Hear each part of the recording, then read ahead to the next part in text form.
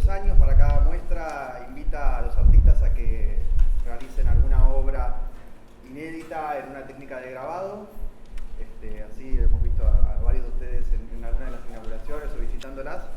Y para la de Juan particularmente, es la muestra hasta el momento que más tiempo llevó de preparación, más de un año y medio, que empezamos a conversar con él y derivó en esto, que bueno, ya vieron el resultado y Juan eligió hacer, además de una representación a la vieja usanza con agua fuerte y agua tinta de estas performances de los años 60 y 70, derivó también en una investigación sobre lo que iba a retratar y sobre la época y sobre la escena, que finalmente terminó en el libro que está ahí con los textos que escribió junto con Andrés.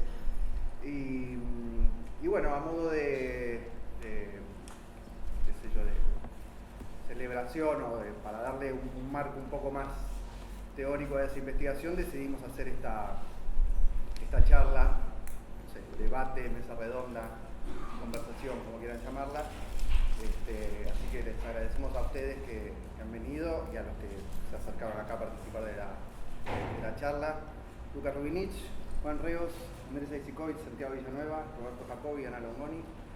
Bueno, conversarán entre ellos con ustedes de público, ustedes podrán participar también con lo que tengan ganas de decir y lo que les haya parecido la muestra. Y bueno, sí, bienvenidos y muchas gracias.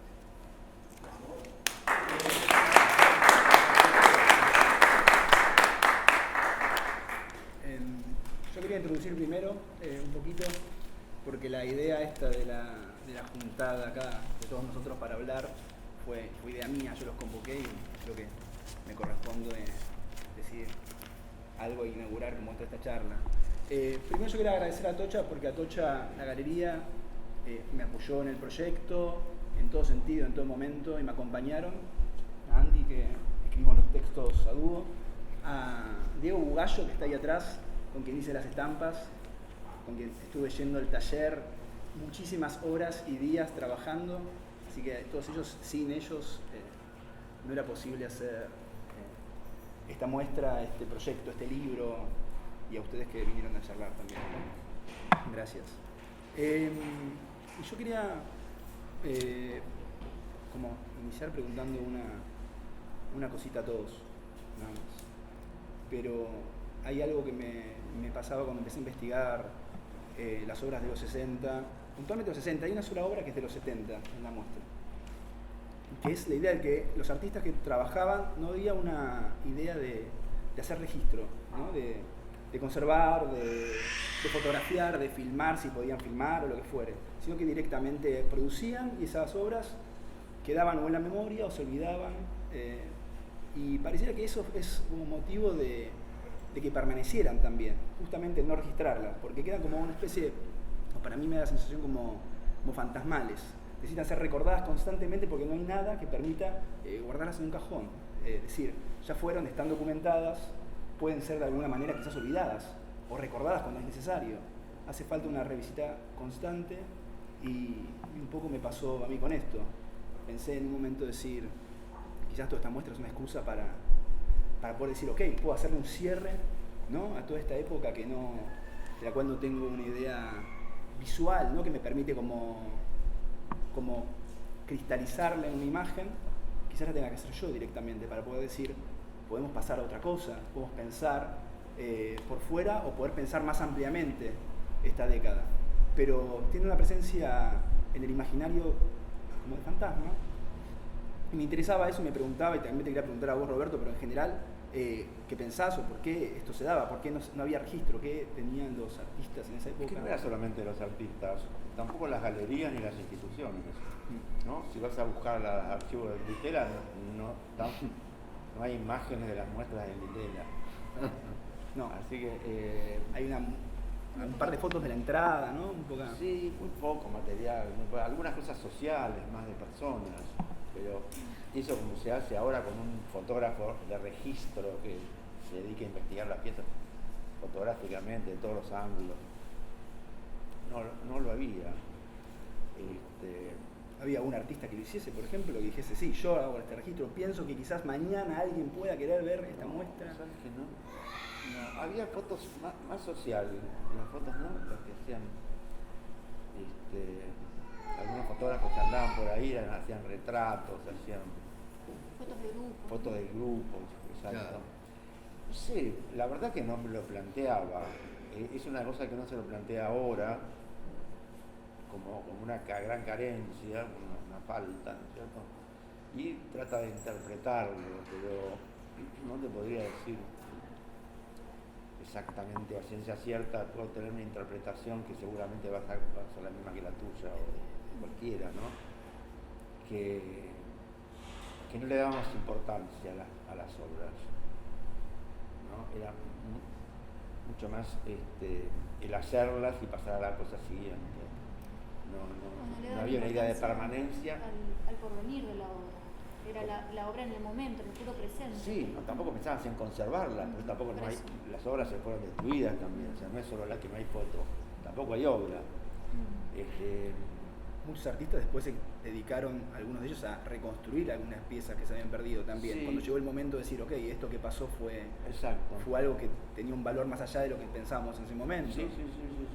No, hubo una tarea de rehacer,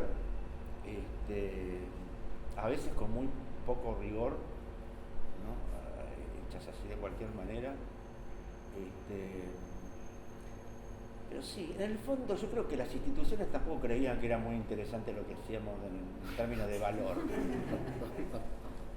¿No? Estábamos bien para estar ahí, salir las notas y que salgan las revistas, qué sé yo, pero no, nadie apostaba a que eso podría llegar a tener algún sentido en el futuro, ¿no? Y nosotros tampoco. Era más bien eso. Pero no solo de los 60, ¿no? También en los 90 tampoco se registraban las exhibiciones, ¿no? Y 80 tampoco. Me parece que... ¿No? No, hay poco registro del sí, Rojas también, por ejemplo. Si uno quiere buscar archivo de qué muestras sucedieron en el Rojas, Poco registro como que no visual. no es algo concreto de los 60, sino me parece que la idea de acción estaba mucho más presente en los 60. Entonces eso despierta como algo del interés que tiene tu muestra, ¿no? De recuperar esas acciones más efímeras. Pero esa ausencia de registro en general, en las exhibiciones... Pero las obras de los 60 sobrevivieron. Claro. No desaparecieron. ¿No? Tenían un formato material resistente al tiempo. Por ahí desaparecieron algunas, pero normalmente están las cosas que se hicieron. O también hay una idea que si alguien es más estricto con el concepto de performance o happening, quizás no quiere ni siquiera tener registro de eso. Dice, el registro no hace falta, tiene que ser el momento presente, que estaba bien y que no, quizás no eran tan estrictos, simplemente no lo documentaban. Sí, no, es coherente con la idea de que no pensábamos tampoco en una museificación. No pensábamos en la idea de que eran cosas permanentes que iban a estar para las generaciones futuras. No, estábamos bien en contra de eso, en realidad. Sí. Sí, de modo que no es tan raro, ¿no? Bueno, para mí era raro Pero simplemente debe haber ver como distintas motivaciones, ¿no? No es un problema técnico, digamos, la verdad. En ese momento no es un problema técnico. No. Es un problema que no interesa porque lo central es la acción, digamos, ¿no? Es una época de acción. Es siempre difícil hablar ante artistas que tuvieron participación en eso. Es cuando vos te pones a hablar, por ejemplo, sobre el peronismo con los primeros peronistas que dicen no es así, o con los antiperonistas que dicen no es así. Digo esto porque está ya de Roberto. Entonces vos tenés que hablar de... Nunca me opondría a lo que vos decís. Puede ser de tantas maneras, además. Pero lo que sí me parece que es central es que es un periodo donde la acción ocupa un lugar relevante, y sobre todo ocupa un lugar relevante en algunos espacios de vanguardia que yo creo que dentro de lo que participa centralmente Roberto. Y ahí no hay una reflexión muy fuerte acerca de si esto debe permanecer o no debe permanecer. Como él mismo decía recién, en momentos tenés una mirada fuertemente anti-institucionalista. Algunas de las cosas que se muestran acá y que tienen que ver con lo que decía Santiago también, la paradoja de grabar con un procedimiento algunas de cuyas formas se remiten a la época de los sumerios, un tipo de acción que es de por sí efímera y que tenía una reivindicación. El sentido fuerte era de la acción, el sentido más fuerte era político, no en el sentido inmediatista de la política, sino que era político en el sentido que es Pablo Suárez parándose frente a la muestra del 68, leyendo una carta contra la institución. Muchas de las acciones tienen que ver con una perspectiva antiinstitucional.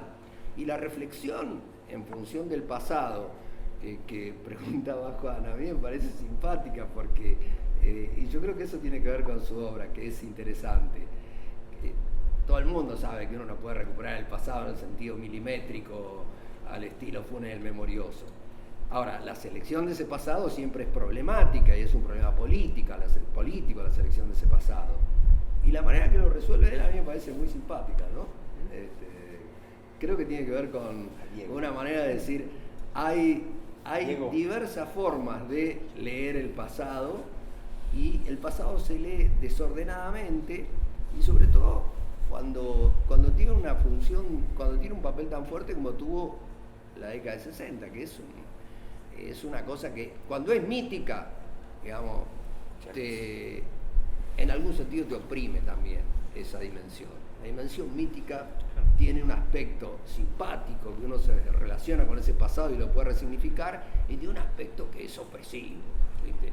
En ese sentido, cuando conversábamos con Juan, aparecía la imagen del matar al padre y también de que para nosotros los 60 implicadores, ¿no? De que siempre crear es siempre elegir tus antecesores y que nosotros habíamos elegido a nuestros antepasados, a nuestros ancestros, y que esta era también una forma, como que de alguna manera se podría leerlo que es una muestra conservadora, desde una manera humorística, de que es una manera también de anular ese pasado, de ponerle como un punto, porque sí, efectivamente se cajonea de una manera. Pero también me atraía la idea de que mientras la obra es efectivamente inmaterial, es estrictamente relato oral, y que el relato oral, al pasarse de generación en generación, se va tergiversando también un poco. Y es múltiples versiones. Claro, y eso claro. también habla de determinadas épocas, o sea, cuando se le pone el acento en determinados aspectos de determinadas obras, de acuerdo a los intereses que van mutando constantemente, y de esa forma la obra, al ser inmaterial, es más perdurable aún que si tuviera el registro fáctico, ¿no? A mí me parece que la pregunta sobre el registro es una pregunta que parte de lo contemporáneo, o sea, parte del hoy, de esa sobre tendencia a la continua... Ese exceso, totalmente. Ese exceso de registro absoluto que parece condición de posibilidad de que las cosas ocurran, ¿no? Entonces creo que tenemos que partir de que la pregunta parte de ahora, ¿no? Sí, totalmente.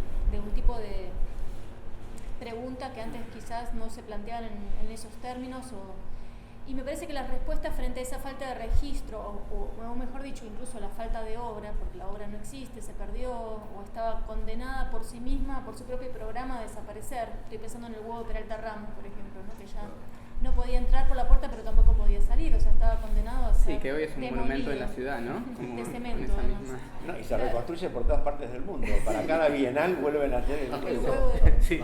Bueno, pensaba que las estrategias han ido cambiando mucho. O sea, una primera estrategia tuvo que ver con recolectar estas memorias orales contradictorias, estas versiones múltiples y muchas veces en colisión. Por ejemplo, pensaba completamente en el piolín de Carreira, que era un piolín, pero también en otras versiones era una soga. Claro.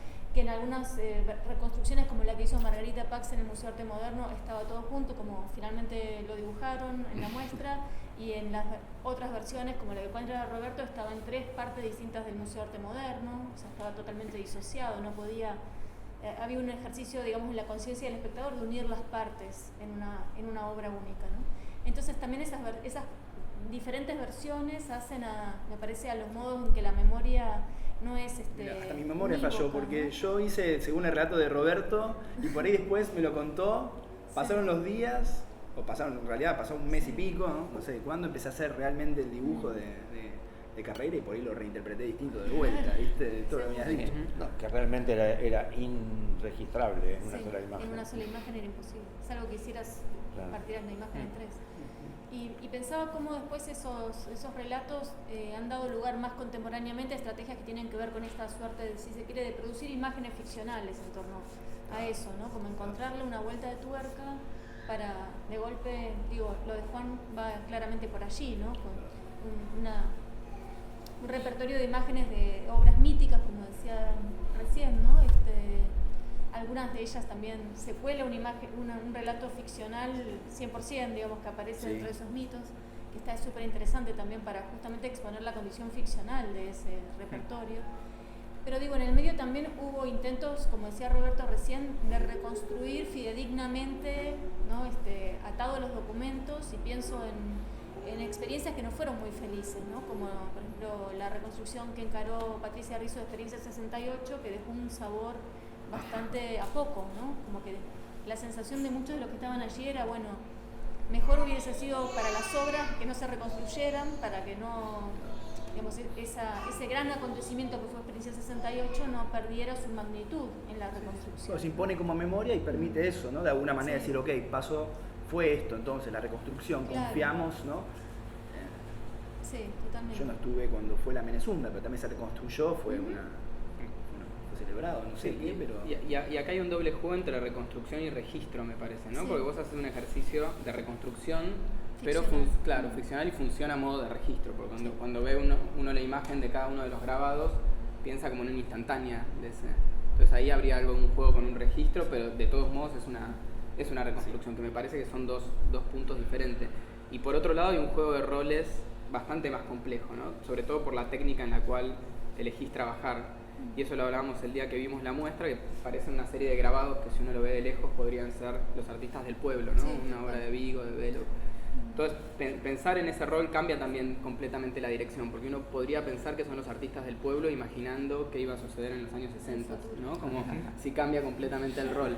Entonces vos podría haber sido el texto ficcional también, ¿no? Si lo pensamos. Sí, me parece que la elección de la técnica, es decir, para hablar del registro y la reconstrucción, es esencial, como dónde te parás con esa técnica. No, y para hacer una obra, digo, porque una cosa es hacer la reconstrucción de la Menezunda, la reconstrucción de Experiencia 68, esto es una pieza artística, no hay una obra que ahí es ficcional, no hay una especie hay una intención. Hay una intención, ¿no? pero lo que dice permite Santiago, el anacronismo de la técnica, sí, que ya no se usaba en los 60. Claro. O sea, no es una técnica de los 60. Es una técnica totalmente abandonada en los 60. Es un atavismo que no sé de dónde vino, sí. Claro. Viene de ahí. No, yo pensaba en el momento pero igual yo lo pensaba de antes, yo pensaba de cuando se hacían reproducciones de obras antes de la fotografía, ¿no? Se hacía circular, cualquier obra, claro, no sé. La manera de hacer circular las imágenes era sobre todo a través del grabado. Si estaba viviendo en Holanda y te llegaba un grabado de algún artista renacentista, ¿no? Italiano, la única manera de conocerlo. Y de alguna manera en ese desfasaje... Y también, de alguna manera, como estas obras que sucedieron, fueron acontecimientos, sucedieron una sola vez en el espacio-tiempo, y vos las traes a través del grabado, que es una técnica también que no es la de la unicidad, ¿no? Que no es la del fetiche de la imagen única, sino que es reproducible, o sea que también de alguna manera esquiva ese problema. Sí, pero yo te digo, a mí me parece lo simpático de esta cosa es que toda época mítica, siempre como dije antes, es un problema para las generaciones posteriores. Y encima esta época mítica es muy problemática doblemente para las generaciones posteriores, porque hay una derrota de las experiencias revolucionarias de cambio y a la vez hay una reivindicación de ciertas dimensiones culturales de ese proceso que incluía las experiencias revolucionarias de cambio. Entonces tenés una situación bastante confusa donde muchas veces se aíslan estos fenómenos que eran resultado de un proceso social más general, donde había una habilitación a tirar todo abajo. Bueno, pues, te digo, tenés que plantarte frente al Ditela, que es el espacio más moderno que había en el momento, y decir, esto es una porquería. Digamos, tenés que plantarte frente a un montón de cosas y irte de los museos y hacer las obras que van a ser efímeras en un sindicato. Tenés que hacer eso porque hay una habilitación, y esa habilitación tiene que ver con un clima más general donde las formas, si se quiere, más extremas de la habilitación a destruir todo tenía que ver con la lucha armada. Digamos, y no es que uno quiera hacer una relación mecánica de eso, pero tenía que ver con ese proceso más general. Tenía que ver con ese proceso más general, esa, si se quiere, habilitación fortísima a tirar todo abajo. Entonces, yo digo, ¿cómo haces para pensar lo que él mencionaba? Un proceso que, como dice Carlos Marx, 18 Brumario de Luis Bonaparte, la tradición de todas las generaciones muertas oprime como una pesadilla el cerebro de los vivos. Pero te lo oprime más complejamente, porque tenés querer reivindicar algo que ha sido en algún sentido derrotado políticamente, haces un esfuerzo por esa reivindicación, y muchas veces esas reivindicaciones son nostálgicas. Y yo te digo, si hay algo que es poco productivo para cualquier forma del conocimiento y para el arte, es la reproducción nostálgica. Digamos, es necesario que uno mire todo lo que pasó antes, pero la reproducción nostálgica es alienante. La elección de la técnica a mí me parece que es irónica, paradójica, y que tiene la intención de intervenir y de recuperar problemáticamente ese pasado, y la recuperación problemática está muy ligada a la elección de esa técnica ancestral, digamos, donde vos no podés agarrar literalmente el pasado. Queda como una obra de conocimiento donde se dice no podés agarrar literalmente el pasado. Y tanto es así que hasta pones una obra que no existe. Pones una obra que no existe porque el mundo es así. Cuando se cuentan los relatos de lo que ocurrió, aparecen algo que tiene que ver con el mundo de lo real, algo que no ocurrió pero que es parecido, perfectamente podría haber ocurrido. Un tipo que ande por la calle leyendo las poesías con un altavoz, podría haber ocurrido, seguramente ocurrió, seguro que pasó. Entonces no es mentira, es verdad porque tiene que ver con un clima general. Así que a mí me parece que se metieron con un tema realmente problemático en términos político-culturales, y a mi modo de ver se sale bien, porque insisto, siempre ese es el problema, de añorar las performances de los 60, bueno, si alguien el que no logra zafar es el de la generación que sobrevive, salvo Roberto, que hizo en 68 el culo te abrocho, digamos. Entonces, uno de las personas de la generación mayor muchas veces quedan oprimidas por ese pasado. Vos no tenés otra cosa que hacer que contar lo que hiciste antes a veces, digamos, cuando te queda solo contar lo que hiciste antes. Él hace siempre muchas cosas y todos los días. Pero Roberto es de todas las generaciones, ¿no? Siempre estás en todas las generaciones. Pero eso es un problema también. Entonces por eso me parece bueno el planteo, te digo, además como planteo de problematización de conocimiento.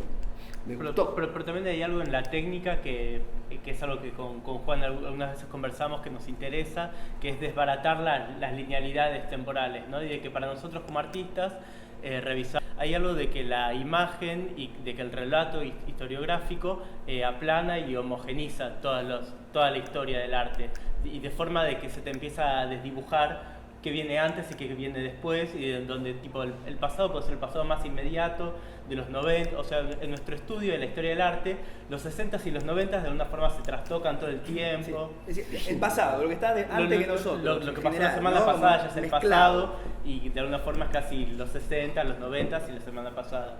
Y es una forma como tangencial de tomar ese pasado. Sí, y es más como una sensación, ¿no? Y que de esa forma no sea opresor. No, y también no quería ser nostálgico yo en el trabajo, y por eso yo pensaba en decir, las obras desmaterializadas, ¿no? La desmaterialización de estos trabajos que son materiales, rematerializarlos, ¿no? Como un gesto... Una tradición. Casi como una, no sé si una traición, pero sí, como una especie de pequeña ironía, pequeño y todos con la misma forma, ¿no? Porque eso, ahí vuelve a lo que dice un poco Andrés, ¿no? Son grabados del libro. Sí. Bueno, no hay una elección diferente para registrar o pensar cada una de esas cada secciones, le toca el mismo, sino que tienen tamaño, el mismo todo. formato, el mismo degradé de color, el mismo blanco y negro, ¿no? Como hay una decisión de que todo sea igual también, como toda esa Y ahí también está eso de volver al libro. Me parece que todo ese pasado se vuelve como una misma idea. Hay una cosa que a mí me parece que es local en esta negación del registro. Porque si vemos, por ejemplo, los poetas norteamericanos de los 60, de los 50 y 60, poetas del camino, digamos, hacían las cosas más insolentes y cosas tremendas, se iban a vivir a Guatemala, vivían todos en una comunidad, mataban a la esposa, no sé, hacían cosas tremendas. Y uno dice, bueno, ¿habrán quemado la casa? ¿Habrán quemado los documentos? No, está todo. En la Biblioteca Nacional de Washington están hasta las cuentas de lavandería de Allen Ginsberg. Eso tiene que ver con la cultura o de del William, archivo, ¿no? claro, de William Burroughs. Nacional. Se sabe todo, el pedido a la pizzería, no sé, todo está. No hay nada que no esté. Y lo mismo en lo que hace artes visuales, la documentación es apabullante, está todo, todas las performances que se rehacen ahora, están todas hechas.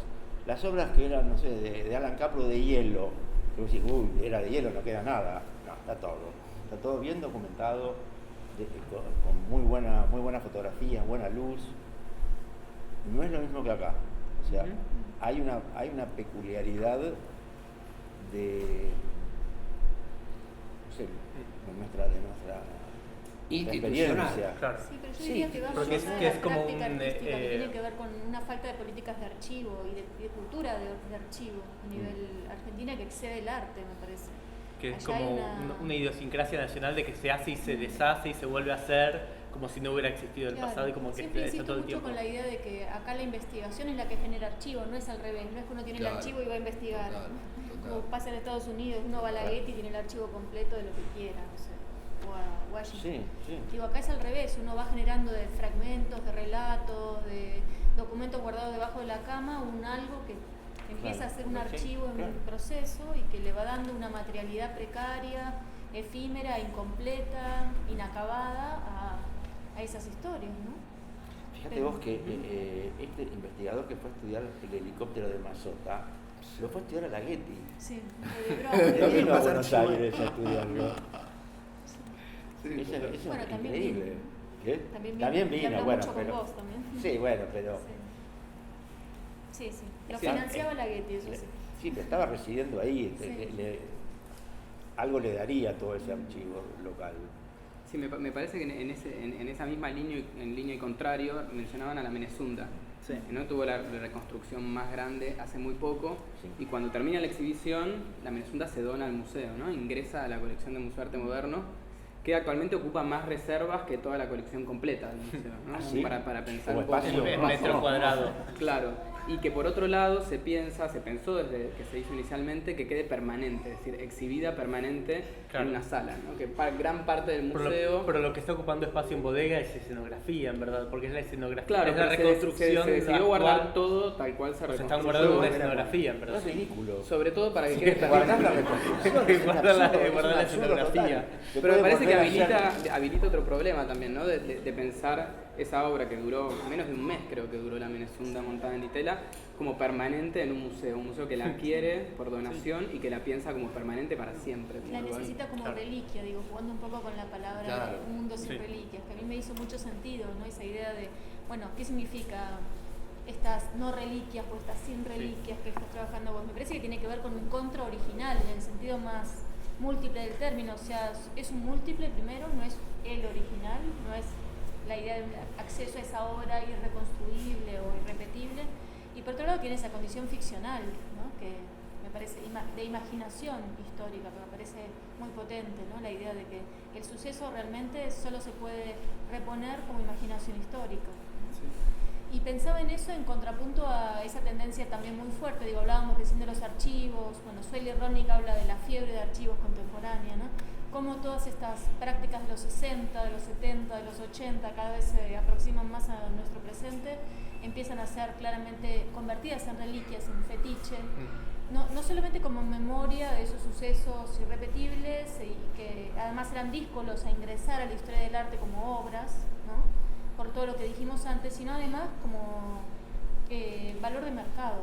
Y eso es muy fuerte, ¿no? Como la otra tendencia que aparece aquí respecto de esa necesidad de construir, aunque sea a partir de la reconstrucción, algo que pueda ser vendido, ¿no? Aunque sea la reconstrucción. Por eso el grabado es doblemente humorístico también, o sea, por un lado lo vuelve un objeto fetichizable y por otro lado es una técnica que no posee aura, ¿no? Porque es múltiple. Sí. Ahora, hay una cuestión de la institucionalidad que tiene que ver con esto que se mencionaba recién, de la conservación y de la apropiación de las cosas más triviales de los hechos del mundo del arte. Si vos tenés una economía del arte y tenés instituciones que intervienen en esa economía del arte, que intervienen directa o indirectamente, vos tenés una universidad que tiene un conjunto de curadores y archivistas y bibliotecarios que están dando vueltas, mirando, recogiendo los papelitos. No es que, digamos, necesariamente los mismos artistas guardan todo. Por ahí sí, digo, pero no necesariamente. Pero vos tenés un montón de sabuesos que andan dando vueltas y consiguen. Bueno, vos te encontrás en alguna biblioteca norteamericana como la de Austin con alguna de esas revistas. Yo hice una revista que no existía, que tampoco es digna de ser presentable, en el año 82. Con un grupo de tipos y voy y encuentro una revista literaria que tiene 2 números del año 82 en la biblioteca de Austin, porque hay el tipo que viene y compra todas las cosas que había en el Buenos Aires del 82, de los grupitos que estaban haciendo cosas más relevantes, menos irrelevantes, porque la hipótesis es que siempre en todos lados se reinventa el pasado. Una estrategia fuerte en el mundo de la cultura y del arte es la reinvención de pasados, y andás a ver esa cosa que tenía 2 números y que era poco significativa, puede ocurrir que de pronto un presente la vuelva significativa y le otorgue valor. Ahora, eso lo hace un espacio institucional que tiene mercado, que tiene instituciones que en algún sentido, insisto, directa o indirectamente están ligadas a ese mercado. Hay una tradición, por supuesto, de valorización, pero yo creo que está bastante relacionado con esa cuestión del mercado. Hace poco leí que hay una investigación que dice que el Guernica se pintó particularmente de noche, que fue pintado de noche, porque la persona que lo investigó fue y se puso a revisar en los archivos y resulta que en la factura de luz se dieron cuenta que la factura de luz del taller que le habían dado a Picasso en ese momento era muchísimo más alta en los meses de mayo, de no recuerdo en qué año lo pintó, en el 39. ¿Cómo se dio cuenta? Dijeron, bueno, como se olvidó la luz prendida del baño. Lo estuvo pintando de noche durante el mes de mayo. Entonces dice, bueno, la teoría es que se pintó de noche. Todo porque quedó la factura de luz. Claro. Igual también uno puede pensar en qué cambia eso, ¿no? De noche, de día, hay que mostrarla más oscura, no sé. Pero ¿qué pasa, Ana? Yo pensaba también para preguntar, sí, y vos lo dijiste, estás haciendo la historiografía de algo, estás investigando, encontrás, querés hablar sobre una obra, pero encontrás relatos múltiples. Contradictorios, si quieres. Vos tenés que elegir por uno, o artejer entre todos, ¿cómo? Sí, incluso evidenciar la contradicción. Digo, el libro de Literatura Tucumán Arde, vos lo consultaste, sí, contaste que lo consultaste, está lleno de relatos contradictorios. Para mí era importante que vos estés acá justamente porque había... Lleno de relatos contradictorios, o sea, cada entrevistado decía una cosa distinta y la decía desde su presente y desde lo que le interesaba recuperar de su pasado. No sé, por ejemplo, recuerdo mucho que Noemí Escandel, una de las integrantes del grupo de artistas de Rosario, insistía mucho en que Tucumán Arde no tenía que volver a ser nombrado ni mostrado, porque era mucho más importante la circulación mítica de lo que había acontecido, ¿no? Esos papelitos que habían quedado en el archivo que hoy tiene Graciela Carnevale, ¿no? Le parecía muchísimo que eso desvirtuaba la obra, la enflaquecía, la adelgazaba claramente, que lo que había que mantener era el relato mítico. Digo, el peso de la conversación no es menor, ¿no? Del relato oral. Sí. Incluso en la época, digo, no como ejercicio historiográfico. Pensaba en algo que me dijo, que a mí siempre me impactó mucho, que me dijo la viuda de Carreira. Prácticamente no hay obras de Carreira. Quizás es uno de los nombres más centrales de la vanguardia de los 60, del que menos obra quedó, ¿no? Y la viuda me decía, las obras más importantes de Ricardo no las hizo él, sino sus amigos. Y a mí me parecía genial esta idea de que eran las conversaciones, esa suerte de elaboración o de caldo de cultivo colectivo que sucedía sobre todo en el bar moderno, como recuperarse en una de las estampas, ese lugar donde circulaban lecturas, ideas, conceptos. Digamos, la autoría estaba totalmente diluida como idea de artista-autor, ¿no? Sino que era más esta suerte que me parece clave. Digo, los bigoditos, tenemos algunas pocas fotos de los bigoditos, pero quizás los bigoditos de Greco más potentes son aquellos de los que no hay registro. Total. O sea, el bigodito que le hizo a la espalda de Jackie Kennedy, caminando por Nueva York, no tenía tiza, entonces lo hizo con el dedo, el bigodito que hizo al público de un recital de Palito Ortega, o el bigodito que hizo en los baños de París en el 54, cuando ni siquiera había pensado en el concepto de bigodito que recién elabora 6 años más tarde, en el 62. Entonces, esas inscripciones de Greco puto, que me parecen fundantes del gesto bigodito, Sí. son solo un relato de Greco, un relato seguramente mítico y Sí, exagerado. Como y curiosidad me fijé en la ficcional. página de Etienne, ¿no? Con todas las obras, eso no aparece. No figura. Pero no, No, para no, nada. claro. Nosotros lo contamos, nada más. Claro. Pero fíjense que en el libro que acaba de editar el Mamba, Greco, no sé si lo vieron, Alberto Greco, que grande no lo sos, revisé. acaba de salir, hace un mes más o menos. También establecen un procedimiento, digamos, no diría similar, pero próximo, afín al que vos hiciste, y convocan a Alberto Pasolini a dibujar lo que llaman episodios ciegos, me gustó la categoría, episodios ciegos del derrotero de Greco, ¿no? Entonces está el Greco puto también, con una versión muy distinta, estaría bueno poner una al lado de la otra. La voy a revisar porque ya. en Sí. el dibujo de Pasolini aparece la situación sexual explícita, aquí está simplemente insinuado el lugar de ese encuentro furtivo, donde un lugar público se convierte en una heterotopía, no en un lugar fundado para otros usos, para, por ejemplo, inventar una categoría artístico-sexual, podríamos decir. Hay un texto muy lindo de Fernando Davis que propone leer ese episodio, el del Greco puto en los baños de París, como una suerte de episodio fundante de una historia queer del arte argentino, que me parece una idea muy potente también, ¿no?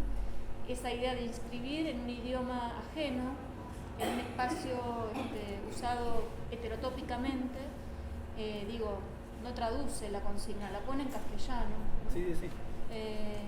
¿Cómo se sabe que fue en París? Porque él lo cuenta, Greco lo cuenta. Ah, ¿cuenta quién? Sí. ¿Cuenta de que era París? ¿Pero hay ¿Y alguna cuando- grabación Yo me lo donde lo imaginaba cuenta? acá. ¿O Yo hay también, yo alguna- también. Eso, ¿no? registrado? Como Lo cuenta, está en el se sabe catálogo por qué del lo Mamba. cuenta. Sí, lo O dice. sea, no hay Él documentación, se lo sabe porque dice es un cuando hizo la relato. historia del bigodito, dice mis primeros bigoditos fueron en los baños de París cuando escribía Greco puto en el 54, incluso lo data. Yo no llegué a ese documento Sí. No entendería nada los franceses. ¿Qué ¿Qué quiere decir? No dice nada. Nada. ¿Y Greco qué quiere decir? Por eso nada, no entendería nada. Bueno, yo acá puse Buenos Aires y París, no sabiendo bien si fue las dos en una, dije, bueno, va Buenos Aires y París. No Seguramente llegué a ese pasar en documento. libros. En la ficción vale, ¿no? Sí, Digamos. sí. Vale. Ahora, el problema de la relación con los museos es una discusión más vieja que la historia, pero dicen que Malevich le decía a Lenin que quería quemar todo.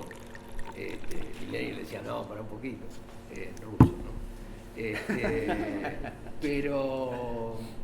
Pero hay algo que es verdad, sin que uno quiera quemar los museos, nada por el estilo, al contrario, uno tiene la historia, qué sé yo, hay relaciones vitales que tienen que ver con momentos que quedan muy expresados muy claramente en las obras que son efímeras.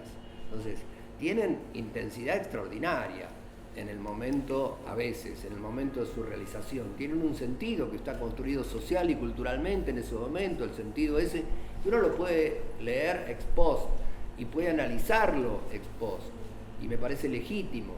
Ahora, esa reproducción es legítima como documentación, como relato de lo que ocurrió, cuando uno lo pone sobre la mesa literalmente, bueno, pierde la vitalidad que tenía en su momento, ¿no? Bueno, ahí es donde esa escenografía de la Menezunda es como un cartón pintado que no es nostálgico. Esa es la cuestión, me Bueno, parece. Y lo que vos decías de la cosa mítica, ¿no? Algo mítico al estar materialmente, que Claro. se vuelve a hacer o vaya a saber qué, ¿no? Pierde esa fuerza y... Bueno, lo que dije antes, ¿no? Se permite como hacer un paso más allá de eso, decir, ok, es esto, ¿no? Es igual a lo que fue o es muy parecido a como que la Menezunda se hizo la reproducción. No la imaginemos más, no sigamos imaginando. Ya fue imaginada, fue realizada, está guardada como una escenografía, ¿no? Sí. Y cierto mito un poco se pierde, no sé. De eso también hablaba Lux Linder en un texto sobre Maresca, y hablaba sobre cómo cuando él había visto las obras de Maresca eran como una especie de cartón medio mal pintado, que estaban cubiertas de polvo y estaban medio mal iluminadas y mal mostradas, al menos en los términos así museísticos, y que en las reconstrucciones posteriores se había perdido como esa cualidad mítica, porque eran nada más unas reconstrucciones como pueden ser las del Huevo de ahora de Peralta Ramos, que son reconstrucciones escenográficas. Igual no sé, yo con el mito tengo una sensación contradictoria. Ahora que estuve trabajando mucho tiempo con Mazzotta, ¿no? Con la exposición de Mazzotta en el MUAC, y Mazzotta es un personaje súper mítico, está lleno mucho de sus fantasmagorías actuales, sus resonancias contemporáneas tienen que ver con esos relatos míticos, ¿no? Y decidí encarar esos mitos e incorporarlos como parte del material, porque era inevitable. Entonces el mito de Mazzotta y Sebrelli repartiendo estampitas de Eva Perón en los bares antiperonistas en el 55-56, el propio Sebrelli se encarga de decir que es totalmente falso, pero no me importa. Es una historia fabulosa y merece porque estar que allí. sean verdaderas o falsas es secundario Sí. en realidad. ¿El auto lo conseguiste al final? No lo conseguí, pero lo voy a conseguir. ¿Lo vas a conseguir? Sí. Lo del auto El de de carrera. Ditela, el que regaló Ditela. El que le regaló, no le regaló, le dio el crédito, le firmó el crédito. Le firmó el crédito. Y lo duró 10 días. Claro. Sí. Alguien me dijo que conoce a alguien que viajó en ese auto a Mar del Plata. O sea que ya hay Bueno, un dato. ya tenés histórico. una pista. Sí. Un auto de carrera rojo que le duró 10 días a Mazzotta porque lo chocó. Y fue su único No sabía eso. objeto de lujo. Y después el otro mito súper lindo es el del lagarto o En la bañera. sí, como mascota en un departamento en Pueyrredón y Santa Fe, ¿era? Pueyrredón y Las Heras. No, era de antes, era de otra vivienda, pero no importa. Que podría ser directamente toda una muestra Tal solo cual. de Mazzotta. Vos me habías preguntado por qué no aparece ¿Por qué Mazzotta? no aparece ¿no? Mazzotta? Esto- fue una elección como no sé, me parece que Mazzotta es muy comentado. Está, bueno, vos lo trabajás un montón, decía, por ahí que quise rescatar alguna cosa no tan, la pelea, ¿no? No sé. Del ciclo de arte experimental me parecía como algo quizás no tan glamoroso, revisitado. ¿no? Pero curioso por haber sucedido y estar medio perdido. Sí, pensaba en la muestra y volviendo a la muestra también, que son grabados que se venden en la galería, ¿no? Tienen un precio accesible y están enmarcados, y que también cumplen la función de que uno se lo lleva a la casa y lo tiene colgado en algún lugar, en alguna situación doméstica, y ese hecho completamente efímero se vuelve cotidiano, ¿no? Por lo menos volviendo para no solo hablar del registro y también hablar como de la muestra en términos de que eso, son grabados que uno compra como va a cualquier galería, pero que tenés esa imagen presente como estampita de nuevo O el libro. o el libro en sí, pero como una imagen en la cual vas a ver un montón de situaciones si lo compraste y que refieren a ese hecho que no se registró, que duró seguramente 3 o 4 segundos o una Que hora. lo vieron 5 personas tal vez. Entonces ahí me parece que hay otra operación dentro de la muestra importante, y en relación a lo que decía Ana de la construcción de los archivos, ¿no? y que hablaba Roberto también, la no presencia de archivos en Argentina, ¿no? Como algo todavía por formarse, y por qué no estos grabados formando parte de ese archivo de los años 60, ¿no? Tratar como de incorporar estas imágenes de cómo un artista hoy está pensando desde esta Claro. técnica particular, y por qué no Cubriendo los baches. sí, estas obras formando parte de ese archivo de los 60 que nunca se formuló, que nunca se pensó, que no se generó en su momento. Como me parece que la muestra tiene esa doble vía, como entrar en esa situación doméstica y por otro lado formular esos archivos que todavía no existen. Y para mí hay otra vía más, o otra dimensión más que todavía no conversamos, que por un lado están las obras a las que se refieren cada una de las imágenes de los grabados, y por otro están los lugares, y los lugares también tienen un espacio muy preponderante en lo que estabas pensando cuando estabas concibiendo las imágenes. Que están las obras, porque también están la mitología de los lugares, y la mitología de los lugares que nos refiere a la pregunta sobre qué había antes en esos lugares y qué hubo después también. Y nosotros buscábamos en Google Maps, ¿no? Como para tratar de determinar, bueno, efectivamente, ¿dónde era efectivamente el Ditela y dónde era el bar moderno y dónde era y qué hay ahora? Y también imaginariamente si queda algún fantasma reticente de esa presencia, ¿no? Como si hubo un acontecimiento tan mitológico en un lugar, si no queda alguna huella palpable de eso. Y hubo un intento, yo intenté hacer un mapa, ¿no? Con fotos actuales y del pasado de cada uno de los lugares.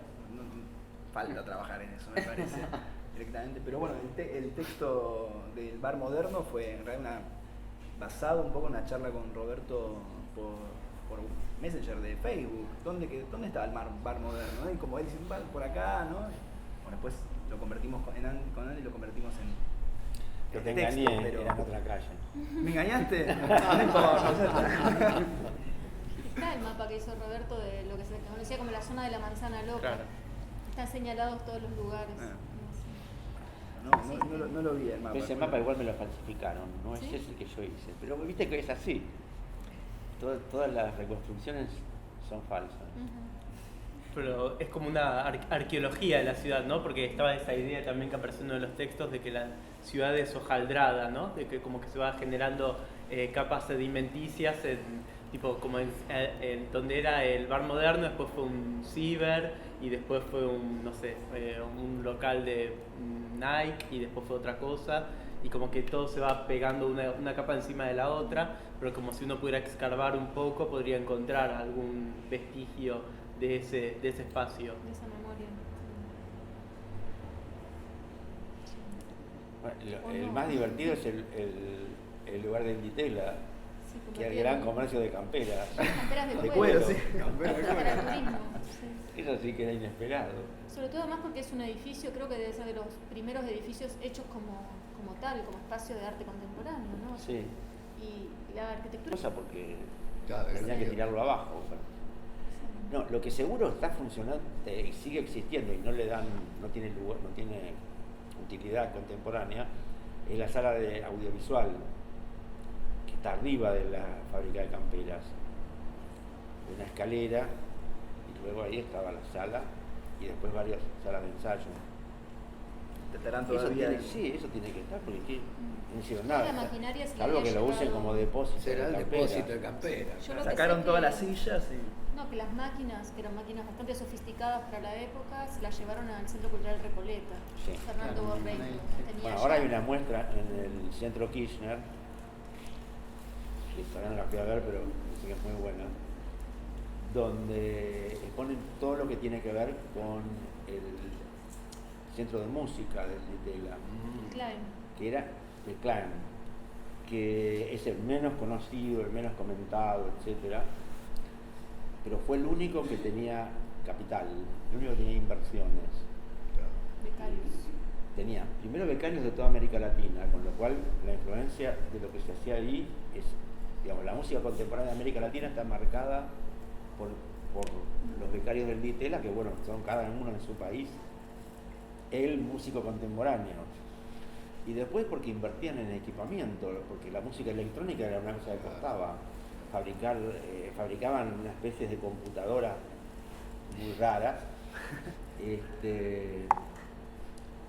Bueno, nada. No era como el Centro de Artes Visuales, que no era una sala, nada más. No había nada. No le pagaban ninguna fiesta, no había nada, no había beca, no había nada. O la experimentación audiovisual, que era una sala de teatro interesante, pero como cualquiera. Pagaban la entrada y listo. Bueno, esa muestra trae tanto las maquinarias que rescataron como cuestiones más teóricas, ¿ves? Que está muy buena, que la montó Ali Ross.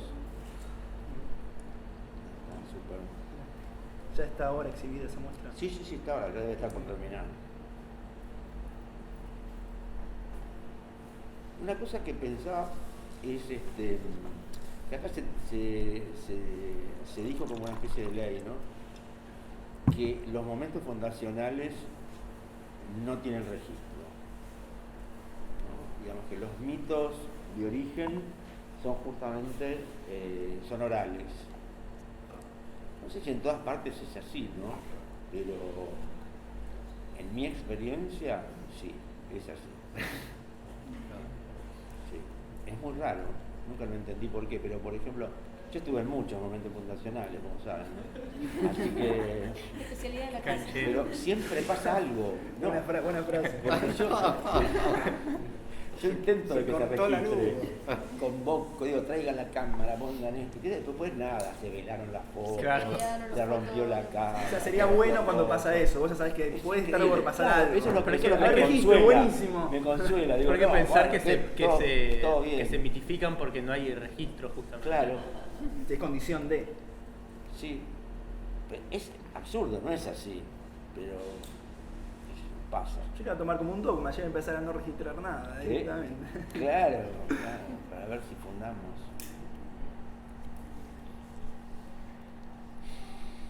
Yo trataba de pensar antes para nuestra generación, qué espacio podría entrar en sintonía o en diálogo con el mito de los espacios que vos trajiste a colación con la muestra, y nos acordábamos de la esquina de Belleza y Felicidad, ¿no?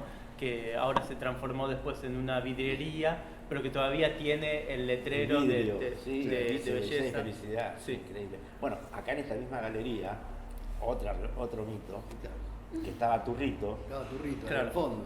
Y ahí Cuando- no creo que haya cuando- registro de mucho. No, cuando hicimos la reunión para fundar Turrito, encontrar el nombre y todo eso, no hay ningún registro de ese encuentro. Creo que venden café ahí, o puedes comprar café. No, Esa está parte. cerrado. Ah, ¿está cerrado? Sí, está cerrado. Que fue en casa de Fernanda. Bueno, y acá hay Y una, había inventado. una placa de la N. La placa de la N. La aquí placa de la funciona. N, qué bueno. Que todavía está abierta, pero ya tiene placa recordatoria. O la placa también habilita mito, ¿eh? Ves la placa y dices, Claro. Y que originariamente iba a ser, éramos 13 en la fundación de Turrito, y la idea de tener un lugar donde desarrollar ritos, como su nombre lo decía. Y después se fue ampliando y era cualquier joda. Terminó siendo un lugar de fiesta. Sí, un spa, pasaba cualquier cosa. Sí, exacto. Desfile. bueno, la fiesta es un Actividades, rito de alguna manera. así muestra que- de máscaras, cualquier cosa. Pero sí, no hay de esas cosas, no hay nada. Aquí ya había cámaras, ya había todo, pero fue hace tanto, no sé, Claro. 10 años, 8 años. No, pero le faltaba la batería, ¿sabes?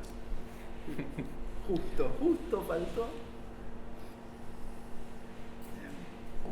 Bueno, si alguien quiere preguntar algo, perdona, Lucas, pero No, yo iba a decir algo contra mi propio fetichismo, porque viste que cuando la gente colecciona algo, qué sé yo, uno es un poco fetichista. Yo doy clase y digo que el fetichismo está alienado y todo lo que sea, pero uno colecciona cosas y está medio chiflado. Ojalá que hubiese chiflados que sean coleccionistas de arte contemporáneo, porque hay muy poco en la Argentina, ¿no? Porque eso es lo que posibilita que exista algo más potente como estructura institucional. Pero me acordaba de algo que siempre es medio ridículo, que está en mi casa. En un momento Roberto hizo, por ahí Roberto se olvida, porque hace cosas y se olvida, pero hizo una... Me olvido de todo, no solamente de las cosas. Pero hizo en una reunión de artistas, cuando Susana Jiménez había dicho hay que matar a todos los chicos, no sé, baja la edad de imputabilidad, él hizo una silla eléctrica para niños delincuentes, para que cada ama de casa pudiese asesinar a su propio niño delincuente. Y en un momento quisimos hacerlo en la facultad, quisimos hacer algo en la facultad, entonces en la casa de Mariana Cerviño con Cid, ¿te acordás? Reprodujimos la silla eléctrica. Y hace un tiempo Cerviño me llama y me dice, che, yo no tengo lugar para tener esto, lo que tener en Una tu obra de casa, arte. para tener en tu casa. Entonces yo lo tengo en el living de mi casa. Entonces entra la gente y dice, ¿y esto qué es? No, le digo, es una obra de un artista extravagante. Y explico y la gente no entiende demasiado. Pero digo, es de loco, porque es verdad que está bueno muchas veces conservar el objeto, y a la vez el objeto es casi irrelevante, es la respuesta simultánea de Roberto a una situación particular que tenía que ver con esa cosa mediática de ir a buscar a los niños delincuentes abajo de la cama y meterlos todos presos, y hace eso, ¡pum!, ahí, y tuvo un sentido potentísimo, me parece a mí, aunque esté en ese lugar, que era un lugar de la costa, qué sé yo, tuvo una cosa fortísima. De hecho salió en Barcelona, ¿no? Salió en Barcelona, La claro. Barcelona, sí, Claro. Pero bueno, así es la vida. Pregunta, perdón. ¿Cómo se te ocurrió, Juan? No es muy mítico. Me invitaron, la galería es de grabado, club de grabado, arte impreso, y ellos querían, siempre proponen, ¿no? Hacemos una muestra, hacemos muestra lo que quieras, y hacemos alguna tirada de estampas de alguna técnica para hacer una obra tuya que también pueda ser comercializada así, de una manera más accesible. Dije, sí, viajando en subte, me dije, no, te van a hacer una toda de grabado, simplemente, y que sea como reproducir obras de este modo atávico como se hacía antes de la fotografía, pero no sabías qué obras ni nada. Después ir puliendo y puliendo, fui cayendo en este recorte, y de seguir laburando, que sea libro, y seguir laburando, lo convoqué a Andy que me dé una mano a escribir, escribimos a dúo, y fue un proceso de muchos meses en el taller de Diego, haciendo grabado, así, que casi como que aprendí en realidad a hacer. Claro, no es lo que vos hacías. Yo pinto generalmente, ¿no? Entonces, aprender toda una técnica fue todo un proceso. Así que me llevó un montón de cosas de hacer esto. El haber aprendido cantidad, estudiar, aprender una técnica nueva, conocer gente, vincularme, ¿no? La verdad es que es eso, así que no me lo imaginé. Pero no tuvo mucha. Se fue decantando, se fue puliendo la idea hasta llegar a este resultado. Podrían agregar más estampas en un futuro, quizás, o no. Queda ahí como las posibles que no fueron hechas en estampa. Preguntas. Pregunta. Fran. Circuló bastante entre lo que conversaron el fantasma de la institucionalización. Creo que una cosa que leí para nosotros tenía que ver con que los hechos que están narrados en las estampas no tenían la intención que por ahí hay ahora de estar registrando todo el tiempo lo que pasa, y que esa es como la manera en que la gente lo conozca y la gente algo, digamos, suceda, ¿no? No para una respuesta, pero por ahí, ¿qué piensan en cuanto a qué ganó y qué perdió la escena de aquel entonces en no haber sido institucionalizada? También decían un poco que no hay registro en Argentina de la obra de los artistas como hay por ejemplo en Estados Unidos, donde se limita lo que hay que tener en el piso y todo lo que tiene que ver con la obra directamente. Por ahí las visiones de distintas generaciones, hay artistas que trabajan hoy en día y que tienen un grado de institucionalización mayor, otros artistas que trabajan en instituciones. Creen que la intención de los artistas de aquel entonces de plantarse en contra de del momento, del premio BRAC, antes y ahora también, sirve o sirvió para fundar esto que vos decís también, lo del mito, o sea, se hizo todo un mito de algo, pero quizás hubiera estado registrado, si hubiéramos tenido una documentación mayor, hoy sería otra cosa. Sí, yo lo que pienso es que el registro hoy es una opción, ¿no? Uno decide si va a registrar algo o no. Y es más, eso es como algo sustancial de la obra. Cuando uno, yo personalmente tomo decisiones si voy a registrar algo o no, pues me parece ya algo incorporado, ¿no? Dentro de las decisiones de los artistas, y eso tiene que tener. Porque a veces se piensa como no una decisión, es casi automático. Hay que registrar. Claro, no, por eso. Imperativo. De hecho, creo que en los 60 no estaba esa conclusión decisión, no estaba, ¿no? El pensar de un sí o un no en relación al registro como algo. Entonces es muy difícil imaginar hacia atrás qué hubiese pasado. Sí pienso hoy que es una decisión. Capaz a veces es un vicio más que una decisión, ¿no? Es un vicio de que todo es importante y todo debe ser registrado. Pero sí creo que está la opción del sí o el no en relación a ese registro, que es una opción que sí estaba técnicamente, pero no estaba en la cabeza de un artista de esa generación, me parece. hoy después de un montón de experiencias en relación a la historia del arte, sobre todo, como el registro es algo con lo cual uno se forma, entonces es una decisión. Sí. Pero también en las obras más evanescentes y más performáticas, la idea de que la manera de radicalizarlas hasta el extremo es no registrarlas.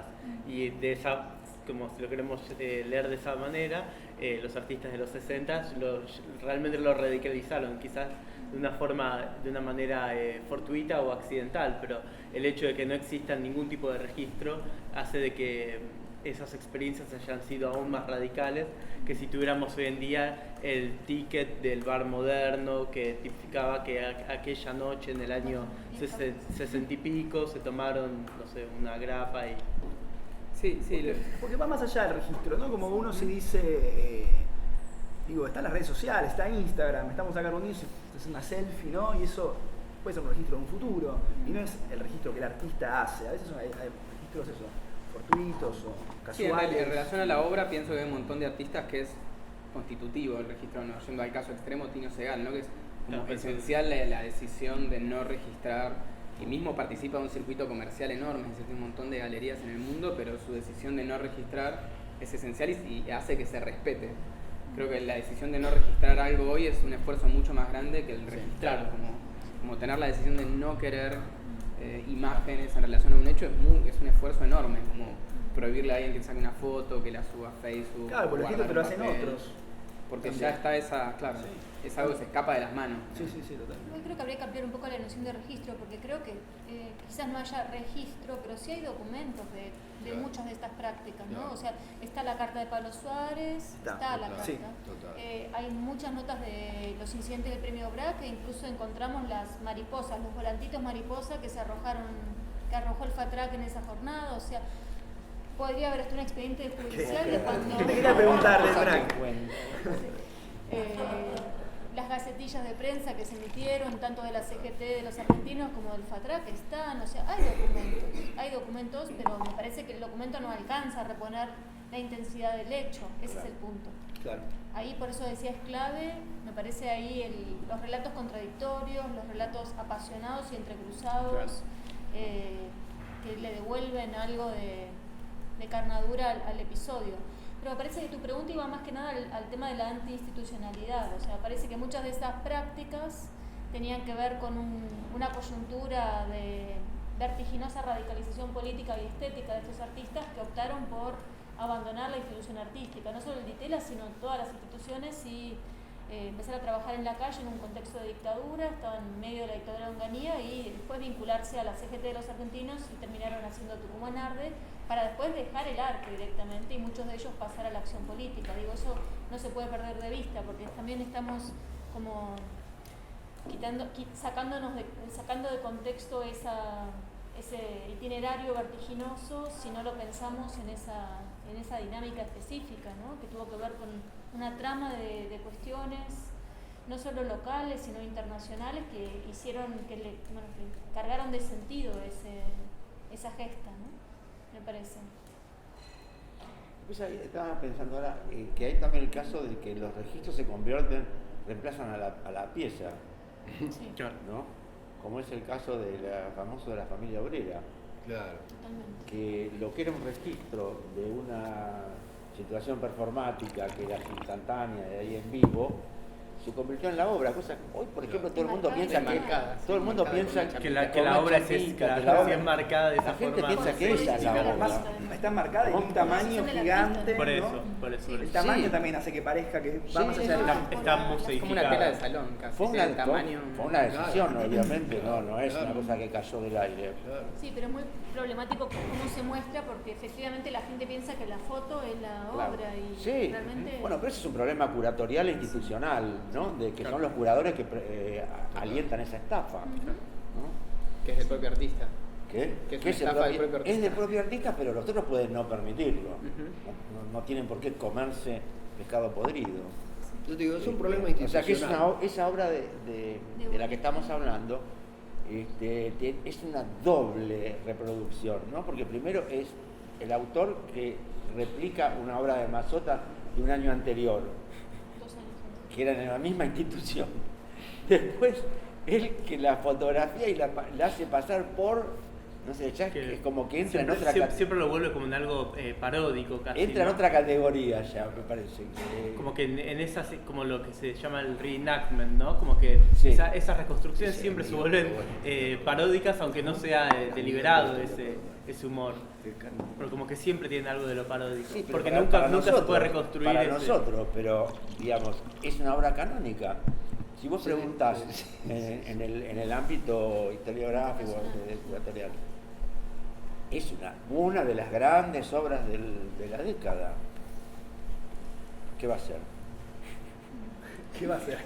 Esa es la- El que compró esa obra puede llevar una familia obrera. Se tendría que llevar la familia Tendría que obrera llevar en la su familia obrera y casa, tenerla en la claro. Como vos, casa. Lucas, tenés la familia obrera sentada ahí. Total. ¿Qué? Es una manera de que una familia obrera dentro del museo. parece. Claro, bueno, pero no era una obra museística. ¿Por qué la convierten en una obra museística algo que no lo es? Claro. No sé, me parece que ahí está el punto. Sí, además el punto ahí hay una otra matiz de la operación que es seleccionar uno de los registros, porque hay muchas fotos de la familia obrera Sí. en la obra, ¿no? Tal cual. Me parece que eso se da también en el caso de Tucumán Arde, que bueno, circulan 30 fotos, como la foto de Tucumán Arde, sin ningún tipo de contextualización de qué estamos viendo, cuando hay en realidad más de 400 fotos, o sea, hay un archivo muchísimo más grande, pero que no circula porque ahí está la operación de selección de una Claro. versión, ¿no? Y además una versión fuertemente descontextualizada, ¿no? Hace unos años, cuando se estaba armando la Documenta 12, creo que fue, que incluyó Tucumán Arde, además de obras del CADA de Chile, ¿no? O sea, un momento de, digamos, de obras de este carácter político que estuvieron incorporadas, y circulaba una foto de Tucumán Arde, que no sé si vieron, seguramente sí, que es un montón de sacos de azúcar apilados que los artistas habían registrado a riesgo propio muy grande de meterse en un galpón para ver el tema del acaparamiento de azúcar y denunciar la operación, digamos, de especulación de los empresarios del azúcar. Era eso la foto. Y el curador de la Documenta la leía como una operación curatorial que se podía asemejar a la primera Documenta en Kassel después de la Segunda Guerra Mundial, porque el montaje era parecido y el ingreso a la sala era igual. Yo no lo podía creer, o sea, el nivel de descontextualización con el que estaba leyendo la foto solo podía ser efecto de una operación, digamos, de conversión en un puro fetiche iconográfico de una foto a la que le restaban toda su capacidad histórica, ¿no? Eso, su contexto. Sí. Solo por la imagen hacer un montón de deducciones. Claro, ¿no? pero eran disparatadas, completamente disparatadas. Bueno, además, reducirte a Tucumán Arde a una muestra ya de por Claro. sí es una cosa Proceso. totalmente equivocada, Completamente. porque no era una muestra. La muestra era un Una punto partecita. final, digamos, Secundario, o sea, sí. de todo un proceso de trabajo que era 1000 veces más interesante, además. ¿No? Es como que también restringen la transmisión de algo que tiene otras dimensiones que son muy valiosas y que además son más contemporáneas que la muestra, ¿no? Por ejemplo, toda la cosa inicial de Tucumán Arde, que es hacer una asamblea y decidir una obra en asamblea, es algo como del día de hoy, ¿no es cierto? O toda la idea de producir un hecho de contrainformación, ¿no? Que tenía Exacto. total sintonía con el arte de los medios. Plantear una cosa de Relación que contrainformación. no, Después una habitualmente cosa, no se ve, ¿no? una cosa que es una movilización física hacia otro espacio, como la que era 30 artistas viajando a Tucumán y recorriendo los lugares y hablando con gente y grabando. Eso es algo muy contemporáneo, mucho más contemporáneo que una Bueno, muestra. pero una pregunta Pero es sería, como que la idea sí. es, tenemos que convertirlo en una muestra. Claro, pero ¿hay alguna manera de que una obra se museifique y que no pauperice como esa... No sé, como- por suerte no soy curadora. así que- Habría que inventar una no palabra. existe, ¿no? Como algo de pronto como que aparece la panelería y aparecen Sí. Después tenés las vitrinas. tenés que meter panelería y mucha panelería. Pero además tiene que existir una cuestión que tiene que ver con una dimensión del registro, que es crónica también. Bueno, vos haces una crónica de lo ocurrido. Digamos, vos tenés un archivista en una universidad que da cuenta de lo acontecido, que es un proceso social. ¿Cómo se registra un proceso social? Entre otras cosas, siempre es incompleto, pero entre otras cosas a través de una crónica, un relato de lo acontecido. Un relato minucioso de lo acontecido que puede incluir imágenes o no. Entonces, si vos tenés institucionalidad fuerte que tiene capacidad para construir relatores de hechos complejos, no importa que el artista diga, yo voy a quemar todo, voy a quemar la obra, me importan 3 pitos las instituciones. Bueno, hay alguien que registra que el tipo hizo eso, que dio cuenta de eso, y no necesariamente tiene que haber ni siquiera una foto, digo, de esa situación. Sí. Bueno, hacemos un cierre, Firulete. un firulete. No, muchas gracias. Ana, Roberto, Santiago, Lucas, Andy. Y eso, podemos cerrarlo, poner un poco de música y seguir tomando algo y seguir charlando, ¿no? Pero ya parados y mezclados entre toda la gente. ¿Cuál va a ser el registro de todo esto? No, voy a registrarlo muy bien, con fotografías, filmado, tranquilo, Va a entrar en Re sofisticado el registro. Va a estar todo registrado. Contaron una historia buenísima de un director experimental español que en el año 69 hizo una película sin rollo de película. Nadie sabía, estaban todos actuando, todos, para la situación, pero él no puso el rollo a propósito. Es una película sin registro. Podríamos haber hecho. Lástima que lo digital ya no lo habilita. Y buena que pagada. No, claro, sí. Te digo que a veces el azar puede haber ocurrido, Puede seguir un montón más. Hay que poner una lucecita roja ahí. Había. No queremos saber. Bueno, gracias.